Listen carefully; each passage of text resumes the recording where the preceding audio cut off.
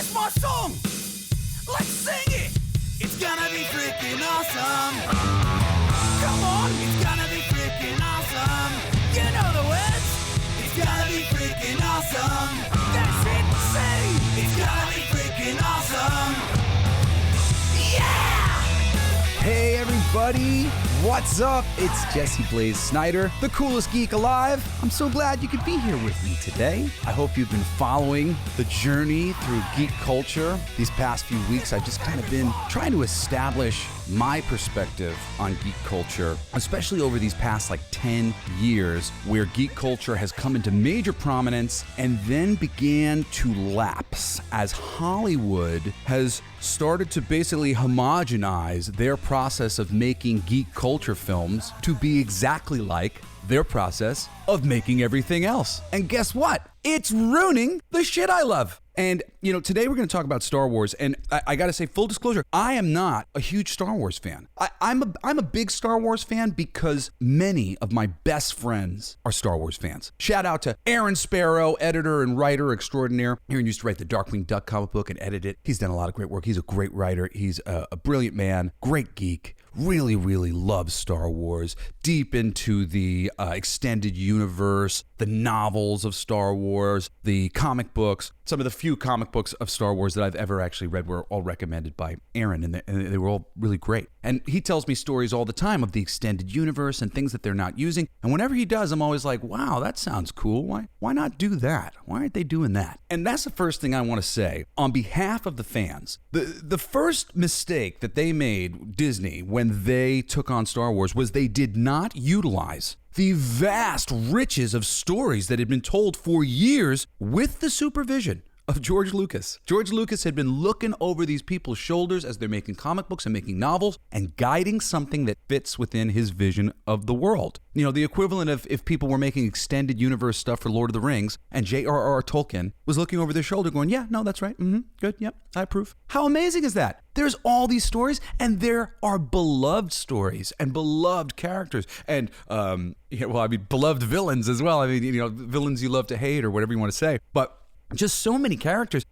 I'm not a good person to name them because I haven't really gotten very deep into that stuff at all. I'm a Trekker. I'm a big Star Trek guy. But I think I've said before on this show, I like movies as a community experience and TV as a community experience. I like to enjoy things with people. I like being a part of the comic book community. If I find out that you read comics, I immediately feel like we're connected. Okay, we're connected. You love movies. You love music. Let's hang out. Let's talk. Let's have a good time. This is how I pick my people in life. And when I find out that my best friend's a big wrestling guy and I like wrestling a little bit, all right, well, I'll get into wrestling a little bit more so that when I get on the phone with my friend, I can say, hey, what's the latest and greatest on WWE? And I can feel it with him as he laments or is excited about whatever new thing is happening that's good or bad. And I get to be a part of that experience with my friends. I get to be a part of their joy and their sadness. And that's really why I will get into fandoms that aren't necessarily my own. So continuing that full disclosure thing, I've been sort of trying to get into Star Wars for a long time because I have so many good friends who are big Star Wars fans. But it wasn't until Rogue One, Disney's Star Wars Rogue One, that I was really sold on the movie. On Star Wars as a franchise. I really fell in love with Rogue One. I think Gareth Edwards, I think it was the director, he'd done the Godzilla movie a while back. He did a great job. The movie was beautiful looking. I love the casting, loved the characters, and that story was nice. It was small and it meant something. It was powerful. I really dug it. Actually, I really enjoyed the Andor series that just finished. It was one of my favorite things. I know people thought it was a little slow, and maybe it was a little slow, but it was meaningful. And that's what I want from stories. I want meaningful characters, meaningful situations, something to learn, something to think about. There was plenty to think about, plenty to learn from Andor. It was very cool. It was very interesting. And so was Rogue One. And in particular, bringing back to my friend Aaron, when Aaron had finished the movie, he said that he saw the blind wannabe Jedi as me and his best friend with the gun as Aaron, and that I was faithfully going into battle with this positive mental attitude that's going to keep me safe. And Aaron's like, well, just in case that doesn't work, I'm going to bring a gun.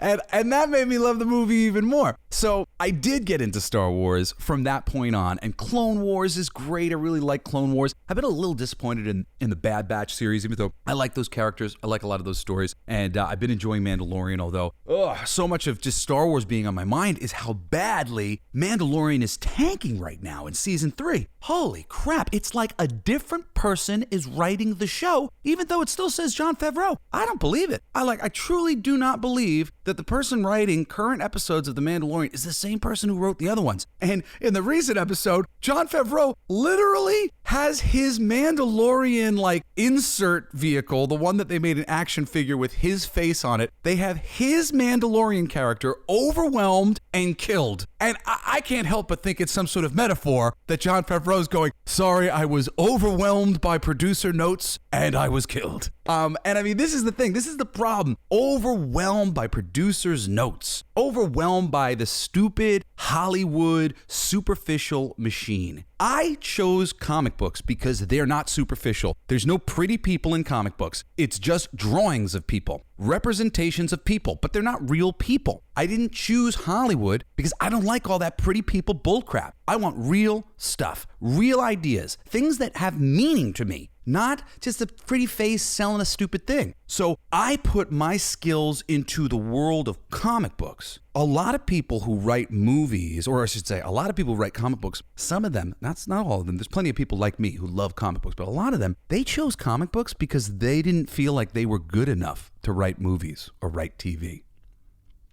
I know I'm good enough. I know that the majority of the comic book writers in this world are good enough and better because we're writing shorter form storytelling and we're having a faster experience at improving and getting better and better and better at our art form and what we do because we're in, month out. It's just a wonderful thing. You know, you sit there for months on end working on one screenplay. Let's see if we sold this one or sold that one. No, you're a comic book writer.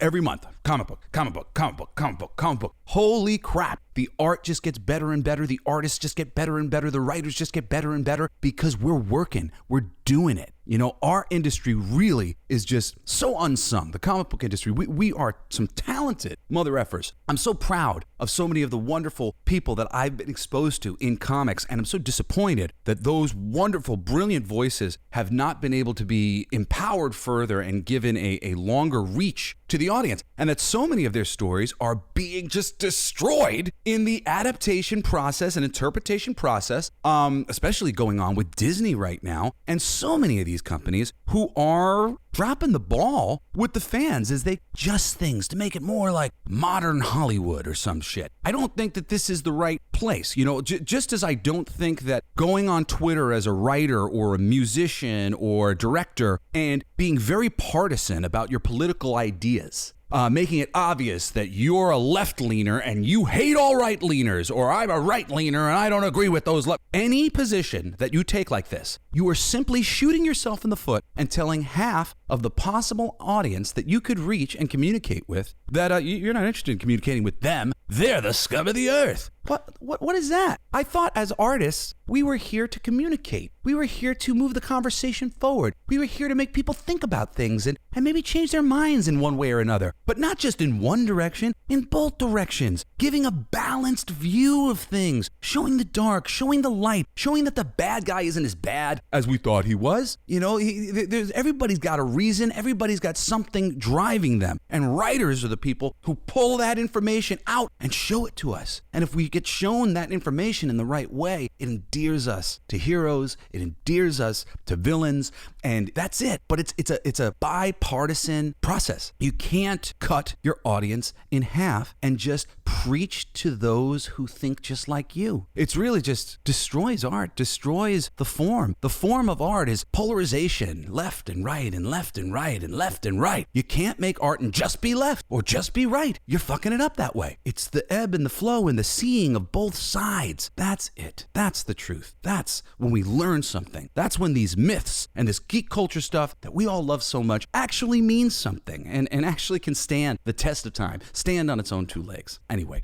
I may have gone off the rails here, but I love fandom. I love fans. I love people who care, and people care about Star Wars. And when I was watching The Last Jedi, I watched it as a fan of fandom. I watched it as a fan of the people who love Star Wars, and I watched it trying to see it through their eyes, trying to see how they were going to feel about it. Also, I watched it as a writer from sort of a higher perspective where I was looking down at everything that was being done, and I was like, okay, Force Awakens remade the original Star Wars, basically beat for beat. I mean, it's the exact same movie except for Luke is a girl living on her own who could already fight, and she can pilot, even though she's never left her home planet, and she's an expert mechanic. And I don't know where she learned any of these things from. Her parents are gone, but whatever. Okay, so it's just like Luke, except boy is she OP as F. Whatever, she's just rather flawless. It was a major complaint for most people. The audience of any movie, and please, like, don't boil any of the stuff that I'm going to say here, because I'm going to be commenting on a lot of stuff that's sort of shoehorned into this film. But this isn't about sexism. This isn't about racism. This is about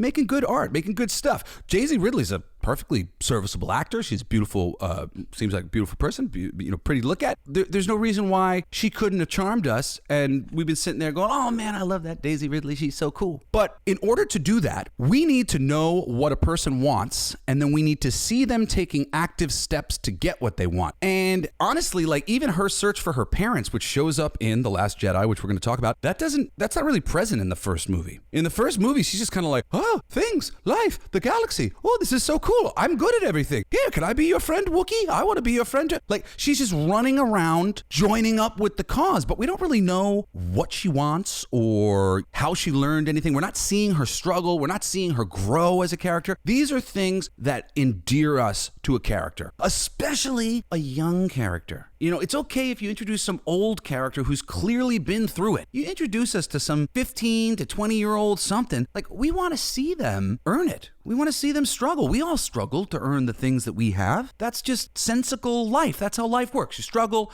you learn, you live and you learn. And from those hard lessons, we grow and we become better. And Rey's not really doing that in this movie. Okay, so anyway, as a writer and a fan of geek culture, I couldn't help but watch The Last Jedi with a higher awareness than most, because I was mostly looking at it through the eyes of the fans and as a writer who understands how a trilogy is supposed to work story-wise, okay? So I was looking to the future. I was looking at the third movie as I was watching the second movie because, Empire Strikes Back is the damn best Star Wars movies. It's satisfying by itself, but it sends you racing to that third film. Let's talk about a trilogy real quick. What is a trilogy? How does it work? In trilogy, 3 movies, okay? Traditionally speaking, the trilogy goes like this, and you can look at Lord of the Rings, you look at the original Star Wars. These are some of the best trilogies, so we'll just use those as example.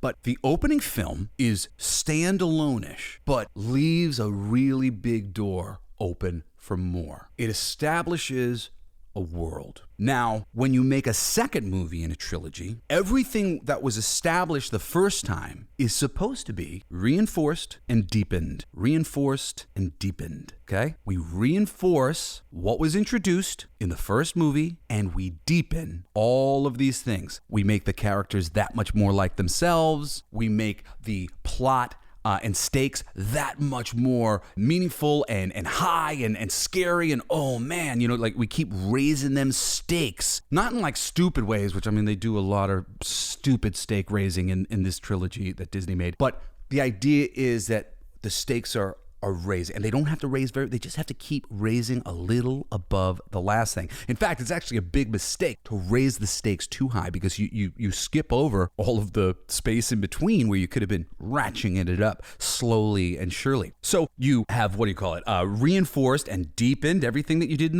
the first movie with the second, and then the third movie comes along to put the whole thing to bed, to give a satisfying conclusion to everything that was set up and then deepened by the second film. And now here it is. Let's pay all of these things off. You've had 2 films to really feel X, Y, and Z, and now we're going to flip X, Y, and Z on their heads in this last act of this movie, and you're going to be so excited for it to all come to its thrilling conclusion. That is a trilogy.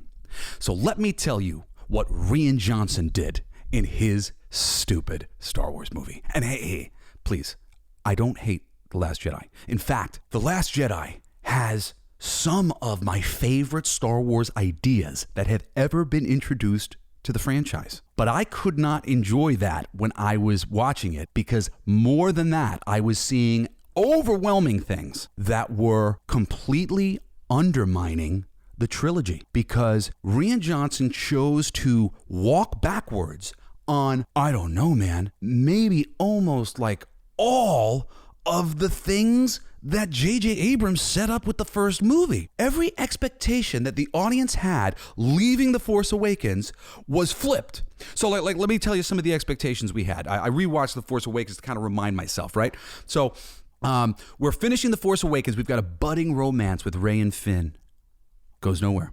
Snoke waiting in the wings as a big bad. And actually, wait, let me just say the budding romance with Rey and Finn. Rey and Finn don't even see each other till like the end of the movie, and they force Finn to have kind of like a love interest that he has no interest in. It's very strange. Snoke is waiting in the wings as a big bad. He gets killed in this movie. They kill the big bad in the second movie. Oh my God. Talk about shooting yourself in the dick for movie number 3. You killed the big bad in the second film. Where do we go from here in terms of ratcheting the stakes? The only thing they could do was bring back Palpatine, which is the worst freaking idea ever.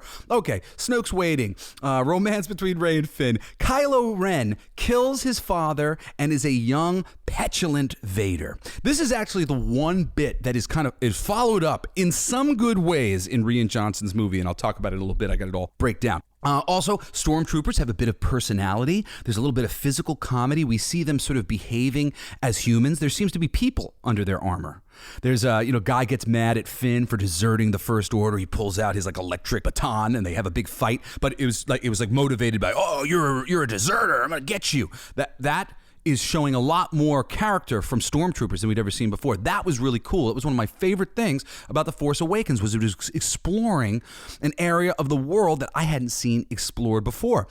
There's also some troopers who comically avoid Kylo when he's throwing a tantrum. And this suggests future continued investigation into the people under the armor. A very smart and clever promise to make to your audience, because they've been cosplaying as these nameless soldiers for years. They've literally been cosplaying as stormtroopers, and now you're giving life and personality to the stormtroopers. That's a great fucking idea, J.J. Abrams. What a great idea, Rian Johnson.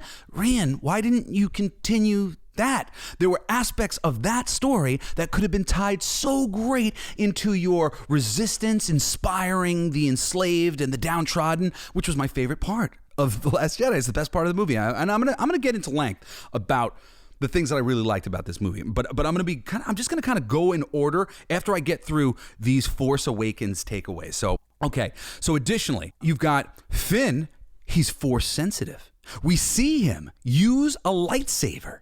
We've got the promise of things to come. There's even more promise of things to come when it comes to Finn, because Finn is John Boyega. John Boyega is known for a movie which is one of my favorite movies of all time, actually. A brilliant, quippy little kind of low-budget sci-fi horror film called Attack the Block. And John Boyega is the star of it. And in the movie, he wields a samurai sword a couple times to kill these aliens. One of the kids just kind of happens to have a samurai sword, and they're collecting weapons to defend their neighborhood against these aliens, and they're just like this gang of hooligans, and he's the leader. John Boyega is the leader of the hooligans, and he's great. His performance is great. It's meaningful. It's cool. He's badass.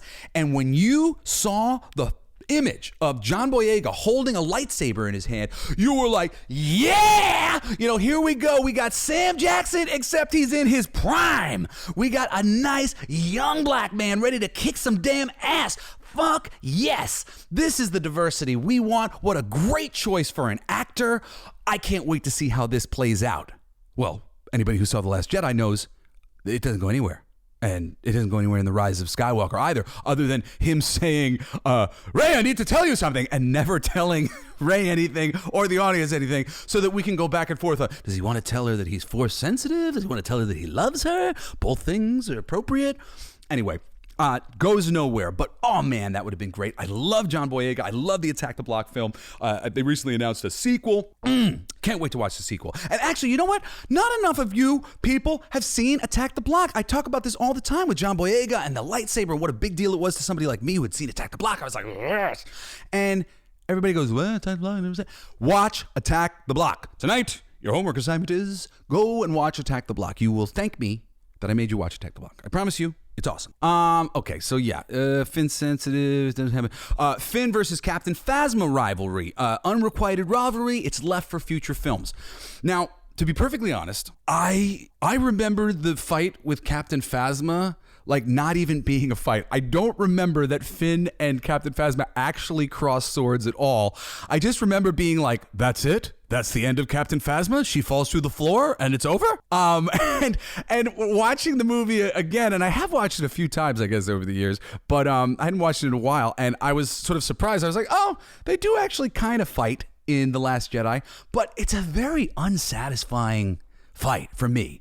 I don't know. I was super excited about that lady whose name I'm forgetting, but she's from Brienne of Tar from Game of Thrones.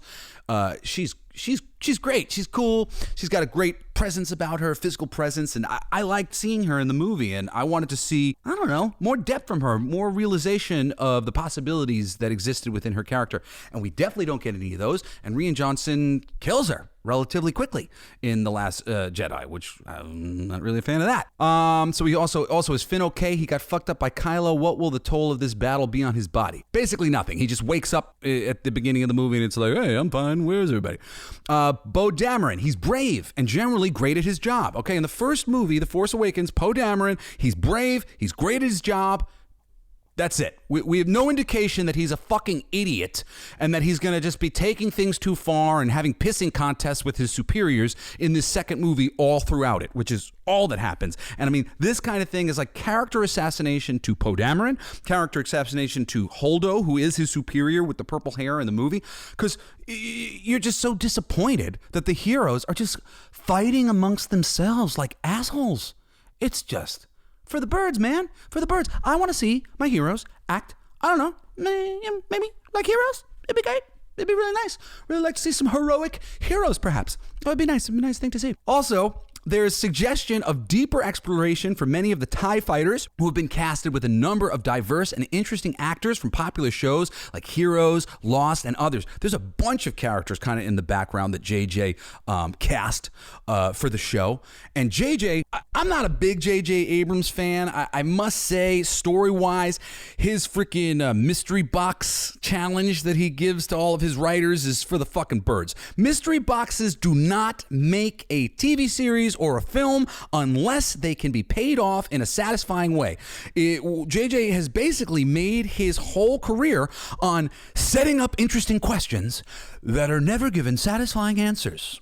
The fuck is that, man? like it's like getting, I don't know, I was just gonna make like a sexual reference, but it's like getting, I don't know, getting to look at some yummy dessert, but you don't never get to eat it. Like, oh, look at that, yeah, oh, it's gone now. Oh, it wasn't really real in the first place. I can't have that. No, you can't have that. Can't have nice things when JJ's around. Oh my God, that Lost show killed me. I was like 3 or 4, I don't know if it was the 4th season or the 5th season, where they were simultaneously leaving the island in flashbacks and trying to get back to the Lost Island in the present day. We're trying to get back to the island. At the same time, I'm watching a whole season about how they are trying to leave the island. And I literally went, so this season just negates itself? And I could just skip from the previous season to this one? And then when I started to get the idea that none of those interesting ideas that had been introduced in Lost, especially in the first season and the second season, were ever going to be resolved in any satisfying way, I was done. I bailed out. I stopped watching that show. And, you know, for me, I try to avoid stuff that I know I'm not going to like. I don't like to be a hater. I don't like to go around shitting on things and talking crap. I do like the things and the types of things that I like to be better. So I push for better, but it's from a place of love. And I'm constantly trying to avoid being a naysayer. I don't like being a naysayer. Hopefully, I never get to that point. So let's see, just a couple more things about what is the ending of The Force Awakens here. There's a subtle suggestion that somehow Rey might be the daughter of Han and Leia, which would make her and Kylo brother and sister, like Luke and Leia before them.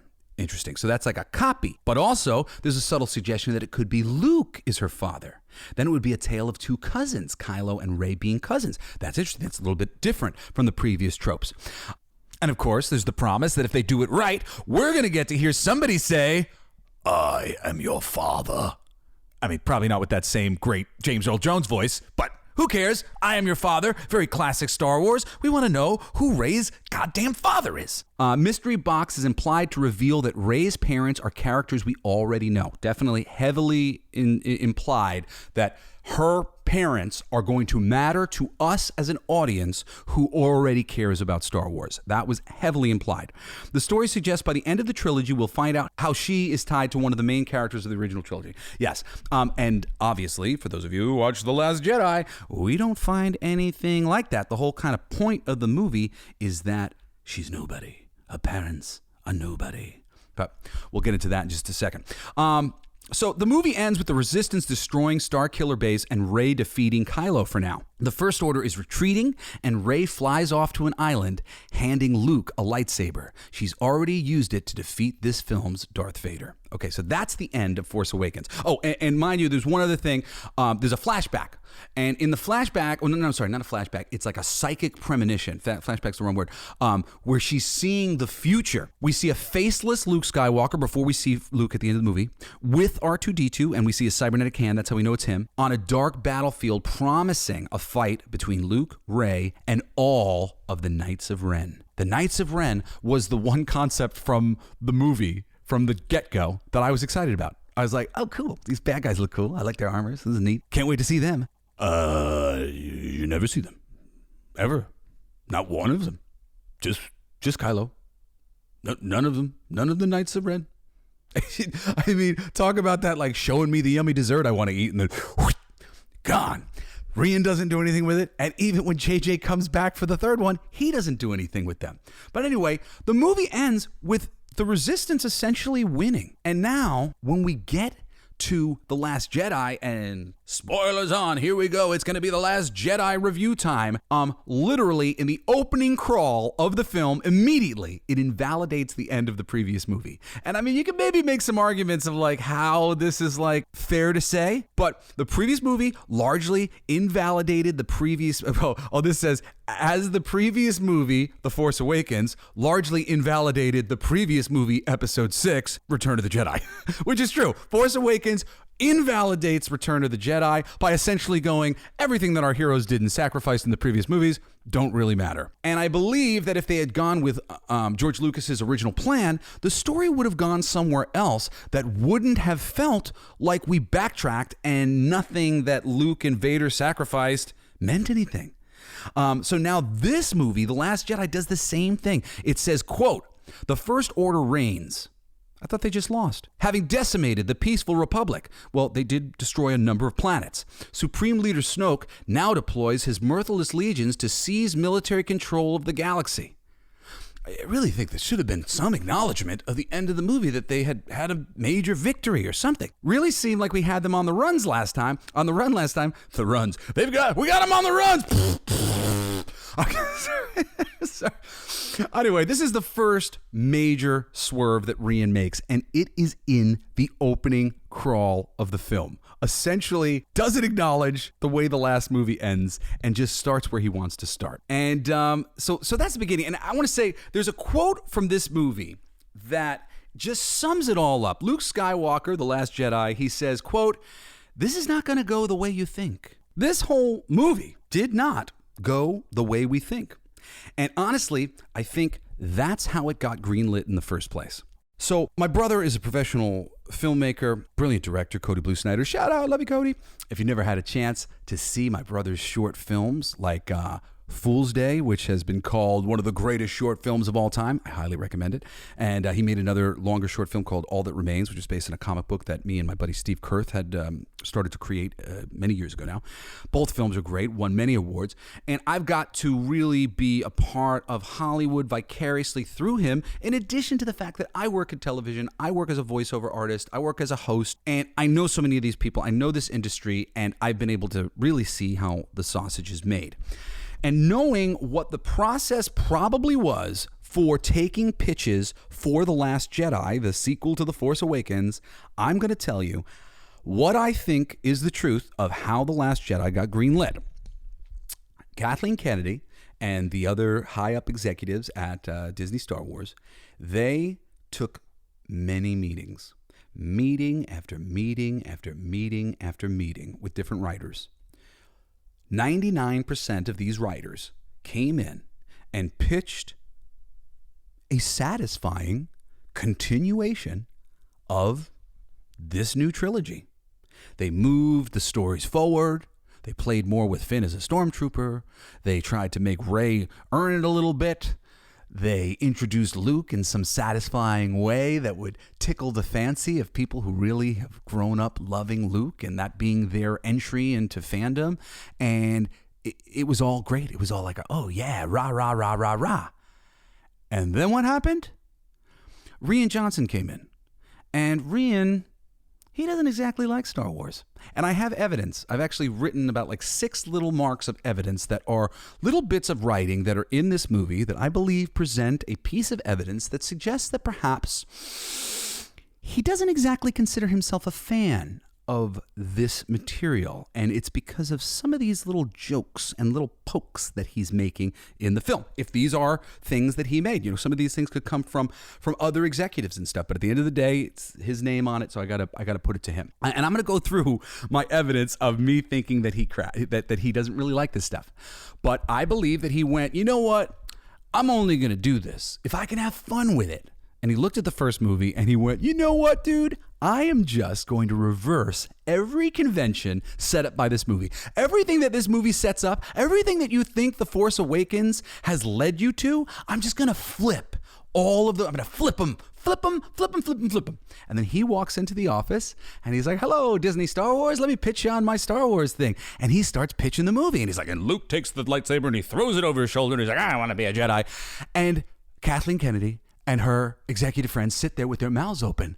This is unlike any of the pitches that we've been pitched. This is so interesting and so exciting. It's so different than all of the satisfying pitches that we've received from credible people who recognized what an audience would want from a follow-up to The Force Awakens. And instead of those people who all pitched something vaguely similar to each other that was rewarding for fans, instead we got Rian Johnson surprising us at every turn. Surprising us, surprise. Everything in this movie is like a surprise. I remember watching it just kind of going, what? Really? Huh. And then about halfway through the movie, I started to go, oh, fuck. They have seriously fucked up this trilogy. If this is the middle piece, and we're walking backwards on shit that was established in the first movie, we're supposed to be doubling down, reinforcing and deepening everything established in the first movie, not flipping everything over. Now, we have to use the third movie to reinforce and double down on this shit, or, what we actually did, use the third movie to flip everything back over and try to bring it back around to The Force Awakens, which is what actually happened. So that's my theory. My theory is the executives were blown away by how seemingly unique and interesting Rian Johnson's pitch was, because it's just so different. And that's why they thought it was going to be great. They thought we were going to love it. And to a certain degree, I think that's why some people actually did love it, and some people were surprised by it. And because of some of the really great things that I'm going to talk about in a little bit, because there are some really great things, some of my favorite things in Star Wars. So let's get into this shit, right? And I'm just going to start like kind of going through my notes here. I wrote a lot, but now as anyone who knows me or has been listening long enough, I love humor, man. Love humor, love to laugh. Hated the opening scene of this movie, okay? Some types of jokes invalidate gravitas. And these big-ass Star Wars ships, they're scary.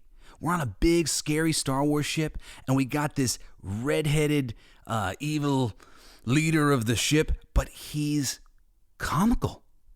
He's goofy and silly and over the top, not frightening at all. And we literally watch Poe Dameron mock and vex him while his underlings are snickering behind his back.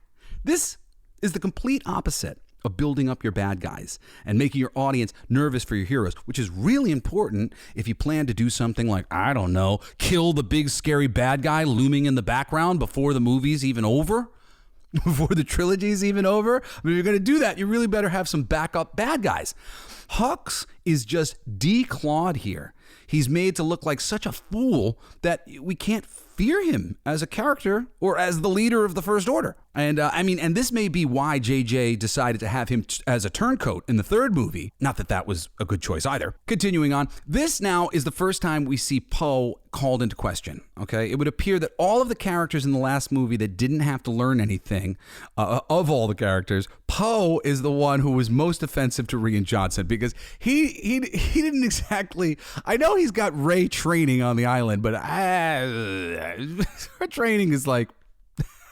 Her training is so silly after she's already beaten Kylo Ren at the end of the first movie with zero training, zero experience. She's held a lightsaber in her hand all of 5 minutes. Kylo Ren's been training. He is trained with Luke Skywalker and she beat him. What? Like, it's just useless. It's all useless. You screwed it up with just making her too OP from the jump. What are you going to do? All right. So we've got... So Poe is getting, we got Leia's questioning him. He's disobeying a direct order from an original trilogy character. He hangs up on her on the comms. And, the big part of the movie is just this absurd pissing contest between Poe and his superiors, which make them all seem like petty assholes and not heroes for hope, sadly. Can I just say that personally, these giant bomber spaceships, they don't do it for me either. If you remember at the beginning of the movie, they've got one of the Rose Tico character, her sister is one of the bombers, and they're bombing they're in space dropping bombs. How do you drop bombs in space? This is based on like old school bombers that we had on Earth, but here on Earth we have something called gravity. Okay, so now Hux is now doing some Charlie Chaplin level physical comedy as he's being dragged around by Snoke. This is supposed to be scary. This is supposed to be frightening that somebody can just reach out from the ether and grab you with their mind and have their way with you. That's scary. Seeing him get tossed around like a ragdoll, like Loki got tossed around by the Hulk is a different thing. Darth Vader and the Sith, they're dark and scary. They're supposed to frighten us. The Hulk is fun. We're supposed to have fun. We're not supposed to be having fun with the Sith. We're supposed to be scared of them. And this does not help that cause at all. And also, this is the beginning, I think, maybe of some of the weird Force powers. I don't know. I don't know the lore that well enough to know if all of these things are violations of the Jedi Force powers law. But how this guy's not even on the ship. He's far away, and he's remotely dragging this guy around the ship. Can people do that in Star Wars? I don't know. You tell me in the comments. And actually, in fact, I keep saying comment and rate and do all these things. I appreciate a great rating. I appreciate a comment. I appreciate you subscribing, you following, whatever. I really do. But honestly, I want to hear from you guys, and it's really hard to kind of go from every podcasting platform and look at all these different comments and stuff. So if anybody has anything to say to me, you want to yell at me, you want to thank me, whatever. I mean, I prefer if you're nice. Please be nice. I'll be nice back. But just email me directly at jesseblaze@jessesnider.com. Okay? JESSEBLAZE@jessesnider.com. All right? Yeah, drop me an email. I'd love to hear from you guys, especially anybody who's been listening to all the shows. If you've heard all the shows and you got any feedback for me or support for me, recording this by myself with nobody around to confirm that I've made a funny joke or tell me if I'm being stupid. Oh, it's really tough. You put these things out and you're like, oh, I hope everybody likes it and likes me and appreciates where I'm coming from. I love this stuff and I just want to have a nice conversation with people that I like about the things that I love. And, I like you if you like this stuff. And that's how it goes for me. Anyway, drop me an email, jesseblaze@jessesnider.com. All right, continuing on. And actually, let me see where I am because I might even turn this. I think I'm probably going to turn this into 2 episodes of the show because I'm just barely halfway through, but I really like this conversation. I think that The Last Jedi is something worth studying. As somebody who cares about the way things are handled in their adaptation process. It was something that was beloved by all. We're continuing it on, and we're losing the audience, and we're dividing the audience, and we're pissing them off. This is such a prime example. It's filled with things that fans don't appreciate. And I don't want to cut it down into a shorter episode where we don't quite get to talk about everything that there is to talk about. I haven't gotten to the most egregious sins of this film. I haven't gotten to the greatest heights of this film. And I haven't gotten to any of my evidence that suggests that Rian Johnson is not one of us. There's plenty of evidence that Rian Johnson is not one of us outside of the film, but I believe in just trying not to listen to the bullshit that people say when they're on their freaking social media. I don't care what you have to say about on your social media. I care what you say in your art. And what he's saying in his art suggests he's not one of us. He's not a geek. And he's kind of mocking us in this film. So let me wrap this up right now. I'll say that I love you. Thank you for all the sweet comments and kind words towards my daughter Parker for her episode that we did last week. I'm super excited actually to reveal another episode with one of my other kids, Grace and Wayne, which will probably be the next, I don't know, 3 weeks away, maybe a month away or something like that. I'm going to do a few episodes by myself before I release it. And then eventually I'll release an episode with Cassidy. I haven't recorded that one yet, but I recorded the one with Grayson and it's super great. He is 8 years old. So we're going from a 6-year-old little girl to an 8-year-old little boy, all about Disney Plus, Star Wars, Marvel, Pixar, Disney animation, other stuff. Are they enjoying their Disney Plus experience? I want to know. And I got some great information out of them. So hopefully you'll enjoy the future episodes of that. And thank you so much for listening to Parker's episode and being sweet about my daughter. I think she's very cute and intelligent as well. Shout out to my father, D. Snider, on the Twitter. I just got onto Twitter again. I'm Coolest Geek JBS. I used to be on Twitter years ago from a lot of reality shows. I was on a singing competition called Rock the Cradle, and I wrote comics. I've been writing comics for years and years, so I was always participating in conversations like that. But I hate social media. I got off social media because I just didn't want to be focused on that. Like that was an important part of my life. And now I'm back, but I'm doing it in a clever way in conjunction with this show, with Coolest Geek Alive, so that I can maintain a conversation with the people that I'm talking to, meaning you, on this podcast. And I just wanted to make myself available in a good way and be able to participate in some of the conversations that are being had in comics about comics. And, I thought Twitter was kind of maybe the best way to do that. But I used to have a lot of followers on Twitter. I don't know, at least like 10,000 or something like that. And I came back to 0. But my father very coolly put out a little shout out to me tweet, and I got like 2,000 of probably my old followers from when I used to be on Twitter in like a day. So shout out to you, Dad. Thanks so much for doing that for me. And he's been listening to the show. He's a geek himself. He's the one who got me into Star Trek. He's the one who got me into comic books. And I'm gonna have to talk at length about some of our stories behind the scenes of our fandom and experiencing things together, meeting Stan Lee, meeting Joe Quesada, various other premieres of movies and things that we've gotten to do over the years, because we're all a big geek family. But anyway, shout out to you, Dad. Thank you for the help with the Twitter. My father is very active on his Twitter. You can find him at D. Snider. I think it's just at D. Snider. And largely what I'm trying to do on my Twitter is carve out some space in the middle. Carve out some space of reason where we're not hating anybody. We're not hating you because you've decided to be right. We're not hating you because you've decided to be left. We're not hating you because you've decided to be plaid or pink or purple. We don't care. I don't care. Everybody be who they want to be. I am a very, very, very unique snowflake. We all are. And that's perfectly cool with me. I want us all to be cool to each other. And I'm not seeing a lot of that in the world. I was actually very scared to kind of enter into this space and talk about these things because of how ugly the conversation is online. But the angel on my shoulder says, if I can't have this conversation from a loving place, then who can? And isn't that sad that there's no heroes? There's nobody who can come along and be bipartisan and not piss everybody off on purpose. And it breaks my heart. It breaks my heart. I'm a true geek.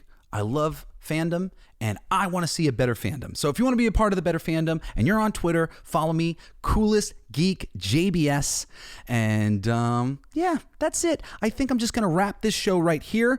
Tune in for part 2 next week, and I'm going to keep on recording it right now because I'm on a roll. I love this conversation. I really enjoy breaking down The Last Jedi because it does so many things well. It also does so many things so terribly. And then it inadvertently, kind of on a small scale, it does a lot of things very foolishly. It doesn't realize how stupid it's being for some of the choices that it's making in terms of its long-term thinking. And that's why breaking it down is so great, because we can avoid making these mistakes in the future if people come to understand the way a trilogy is supposed to go, what an audience wants to see from a big tentpole franchise like this. And a lot of the things that are on display here, they're just not it. Anyway, I'm excited to continue this conversation with you all next week. Please drop me an email, jessyblaze@jessysnider.com. Like, share, subscribe, do all the things. Also, I'm so excited to report that my comic book fundraiser on Kickstarter for King of Kings, it hasn't gone live yet, but the page is there for you to sign up for notifications when it does. This book is a 10-year labor of love. Everybody owns a little piece of it. Everybody was also paid very well for their artwork and their inking and their coloring and their lettering. I just wanted to treat everybody right. I just wanted to do comics the way they should be done, the way Stan should have frickin' done him back in the day. You know, Jack Kirby and people like him got screwed, and so many other people have been getting screwed over the years, and I wanted to make a book the right way, caring about my community, caring about my co-creators, and that's what I set out to do. We got shadow banned on Indiegogo a little while ago, and I only found out around Christmas. I was really devastated that our book wasn't getting any traction. I literally only had donations from friends of mine, and I canceled the Indiegogo because it was literally just my friends' money. And I didn't want to just take money from my friends to do my book. I wanted the community of Indiegogo to see the merit in what we were doing and support our book. But nobody saw it because it was shadow banned. So round 2 for King of Kings, I'm getting on Kickstarter, and I really need your support, especially because our book, it's blasphemous. It's not meant to hurt anybody's feelings. We got a really nice warning at the beginning of the book. It's a comedy. It's just meant to make all religions equal. It's just meant to equalize religion a little bit. It's really kind of funny because this is some of the things that we're talking about and we're going to be talking about when we're talking about some of the best things about The Last Jedi and equalization of religious ideas, the idea that the Jedi don't own the Force. You know, the Jedi just use the Force. So does the Sith, whatever else. But that idea of equalizing ideas about religion is very appealing to me. I don't believe in dogma and self-righteousness. I don't believe in projecting your religion and your beliefs onto other people. I believe in everybody's own personal free will, personal ideas about things, that everybody has the right to live and think however they want to think. And that's what this book is about. It's just about sort of challenging ideas and looking at things in different ways so that maybe we learn something new from them. So if any of what I just said sounds interesting to you, please go to my Kickstarter, King of Kings #1 under comics, and join up. My co-writer and co-creator, Mark Polton, will be so grateful, as will all of our artists and all of our great collaborators like Aaron Sparrow, who helped edit the book. And, working for free, doing it because we love it. Anyway, I love you guys. Thank you so much for being here.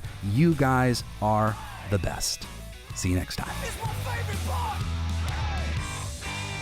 You've been listening to Coolest Geek Alive with me, your host, Jesse Blaze Snider.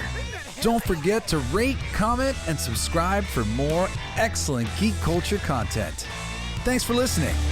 I'll play that. It's gonna be freaking awesome. Coolest alive. It's gonna be freaking awesome. Stay with your tribe. It's gonna be freaking awesome. Revenge of the Geeks. It's gonna be freaking awesome. Week after weeks. It's gonna be freaking awesome. Laughing with you. It's gonna be freaking awesome. And crying sometimes too. It's gonna be freaking awesome. Spilling it out. It's gonna be freaking awesome. Making you shout.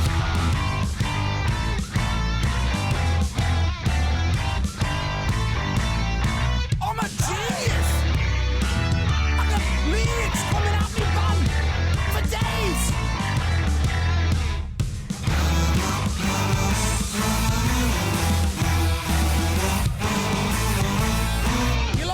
a kazoo solo.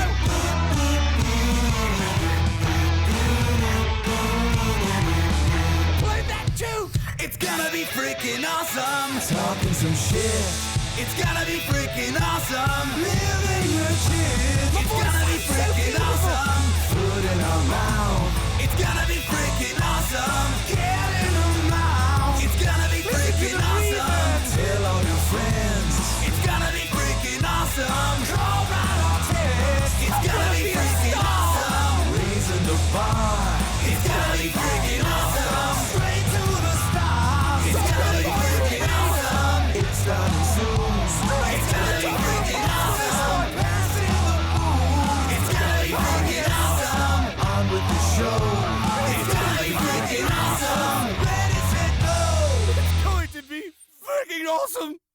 Freaking awesome. It's going to be freaking awesome. Just wait. You'll see. You'll all see. Look for Starbucks coffee in a grocery store near you, then sit back and enjoy the exceptional taste of Starbucks at home.